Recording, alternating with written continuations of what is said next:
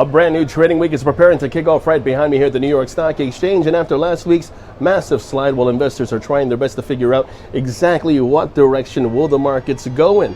Will the bulls continue to run, or will the bears continue to roar? And last week, it was all about the bears everywhere. A full week of massive slides that eventually saw the S&P 500 unofficially enter bear market territory on Friday as it dropped an additional 1.4% lower, putting it 20.1% below its intraday record reached back in January. And what killed the market? Still rising inflation and weak earnings from retailers that include Walmart, Target, and Ross stores. For the week, the Dow Jones off 4% for what would be the first 8-week losing streak since 1923. The S&P 500 also down 4% for the week, while the Nasdaq is off by 5%. The latter indices, both of them on pace to fall for a 7th straight week.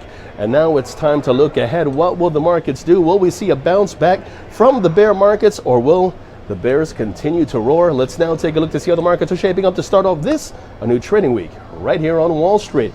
Now we kick off the week in Germany with the release of the German IFO Business Climate Report for the month of May.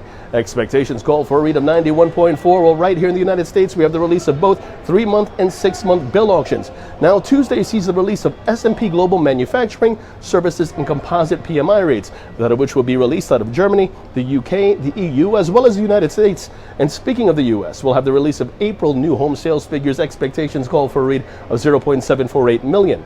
Wednesday sees us kick off in New Zealand with the RBNZ interest rate decision. Expectations call for a rate of 2%, and then it's back off to Germany with the release of first quarter German GDP, which is expected 0.2% quarter over quarter, 3.7% year over year. And then we make our way back to the United States with the release of April durable goods orders. April durable goods expected at 0.6%, and that will be followed by the release of the FOMC minutes in the afternoon hours. Thursday, meanwhile, keeps us in the United States. Weekly jobless claims due out, but also the release of first quarter preliminary GDP figures. Expectations call for a read of negative 1.3% annualized. We'll also see pending home sales expected to come in at a read of negative 1.7% month over month. And on Friday, we still stay right here in the United States. The release of personal spending and personal income figures. Personal income expected to come in at 0.6%. Personal spending expected at 0.7%.